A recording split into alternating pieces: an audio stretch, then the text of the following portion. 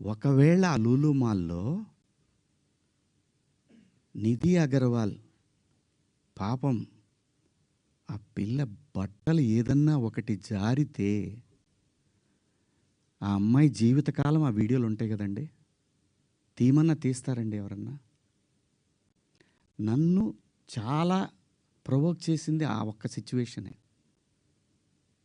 మా సమంత గారిది నేను చూడలేదు. అయింది అని అన్నారు.